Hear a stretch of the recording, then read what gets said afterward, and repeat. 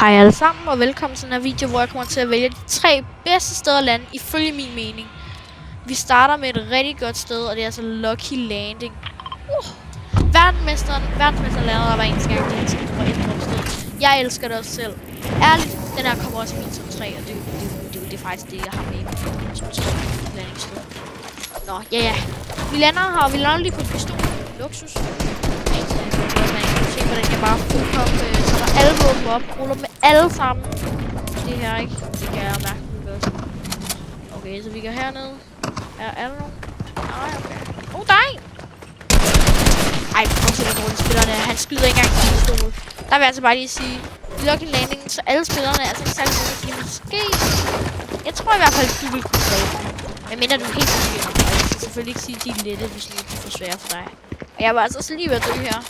Jeg har ikke noget shield. Altså, jeg har 23. Jeg tager ud. Vi sætter. Se her, nu er jeg smart. Nu går jeg sådan op. Han tænker, at jeg stadig er bagpå. Der er han bagfra. Vi skal også lidt frem i spillet. Og her kan jeg lige så godt fortælle dig med det samme. At det er et sent spil. Jeg har lige set ham her. Som skulle være her et eller andet sted. Jeg kan bare høre ham. Jeg smider bare nogle granater fra i spillet. For jeg tænker mig selv. Altså, jeg har landet Pugas drops. Eller verdensmester. Jeg tror mig selv, og jeg får killet. Men vi skal jo også videre til næste landingsspot, så vi ses.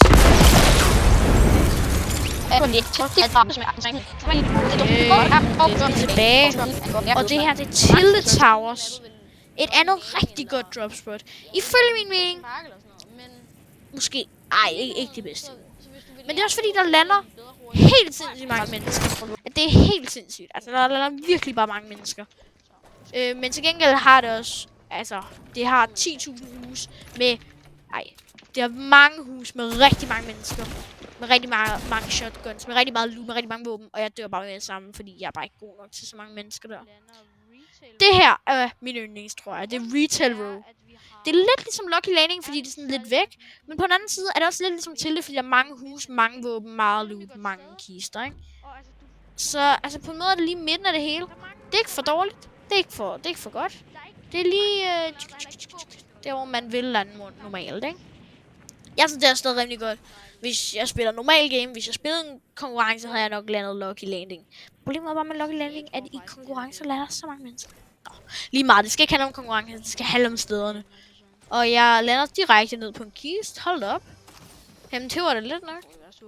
Okay, og her vil jeg altså hakke ned, for jeg vil gerne have nogle nye kister, for at vise jer, hvor mange kister der faktisk er i Lucky Landing. At det er helt sjovt, jo. Men der er en toer der. Ja, det er sådan en lille ting der. Ej, prøv at se, hvordan jeg er klar. Boom. Ruller dem, som det var en lasagne, jeg gør. Prøv at se det der, mand. Det er min egen lasagne, det der, mand. På lille lasagne. Det er alt det skal bare lige gå fast, fordi jeg vil bare vise jer, hvordan jeg får materialer, hvordan jeg får kort for, hvordan jeg bare leger rundt. Og mit yndlingspart på Retail Row, det er fisken.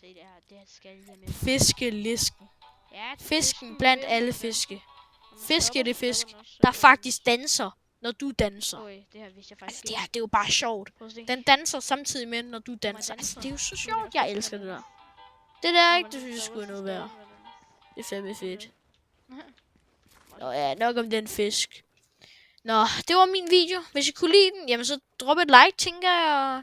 Tak fordi I så med. Jeg håber, I har en rigtig god dag. Peace! Ja, vi ses. Peace!